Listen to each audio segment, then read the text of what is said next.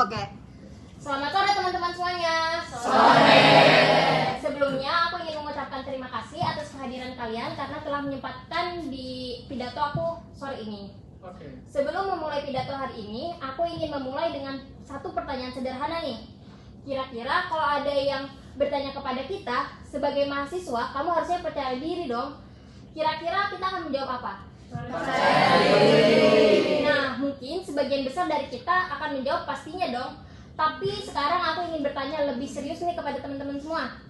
Apakah kita selalu benar-benar percaya diri atau kita hanya terlihat untuk percaya diri? Nah, teman-teman, sebagai mahasiswa, kita itu identik dengan banyak hal.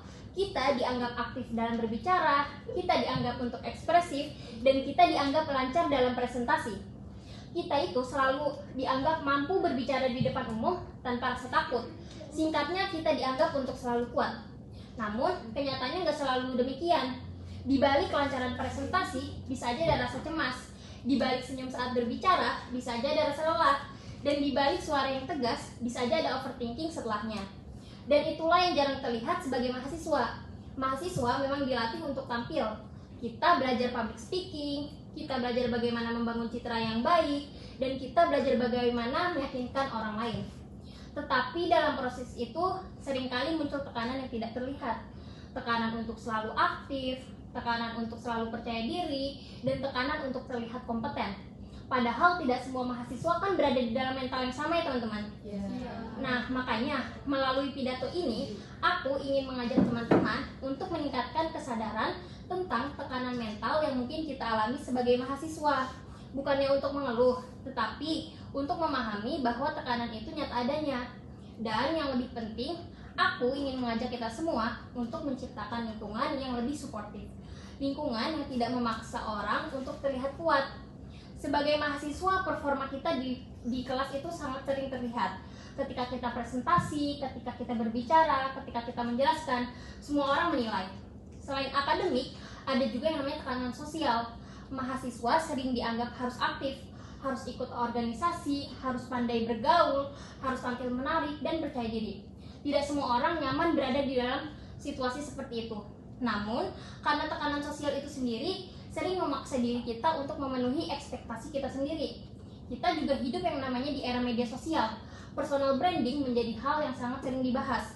Kita belajar bagaimana membangun citra, kita belajar bagaimana terlihat profesional. Namun, tanpa sadar, media sosial itu sendiri yang menjadi tekanan tersebut. Nah, melihat teman yang terlihat produktif, melihat pencapaian orang lain, melihat kehidupan yang tampak sempurna, nah tanpa sadar kita mulai membandingkan diri kita sendiri. Dan perbandingan itu akan terus bisa melelahkan secara mental. Dari berbagai tekanan itu, muncullah satu budaya yang cukup kuat. Namanya budaya harus terlihat selalu kuat. Kita takut dianggap lemah jika kita mengaku lelah, takut dianggap tidak kompeten jika mengaku gugup, dan takut dinilai berlebihan jika kita mengaku stres, yang akhirnya kita memilih menyembunyikan perasaan kita sendiri dan tetap berkata aku baik-baik aja kok, padahal mungkin sebenarnya tidak. Dan dampaknya apa? Overthinking, burnout, dan yang paling berat yaitu ketika kita merasa sendirian, merasa tidak ada yang benar-benar memahami, merasa harus menghadapi semuanya sendiri. Padahal mungkin di sekitar kita ada banyak orang yang juga merasakan hal yang sama. Kesehatan mental bukan hanya soal kondisi ekstrim, bukan hanya soal gangguan berat. Kesehatan mental adalah tentang bagaimana kita mengelola stres, bagaimana kita merespon tekanan tersebut, dan bagaimana kita tetap berfungsi secara sehat dalam kehidupan sehari-hari. Jika kesehatan mental terganggu, maka proses belajar pun akan bisa terganggu, konsentrasi menurun, dan motivasi pun melemah.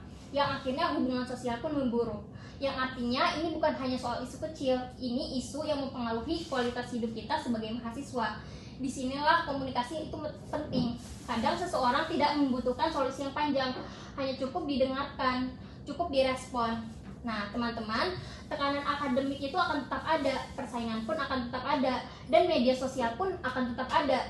Menjadi kuat adalah berani mengakui ketika kita lelah, dan tetap berusaha bangkit dengan cara yang sehat. Aku ingin menutup dengan satu kalimat. Kita mungkin tidak selalu bisa menjadi mahasiswa yang sempurna, tetapi kita bisa menjadi manusia yang saling peduli. Dan terkadang itu sudah lebih dari cukup. Sekian teman-teman, terima kasih.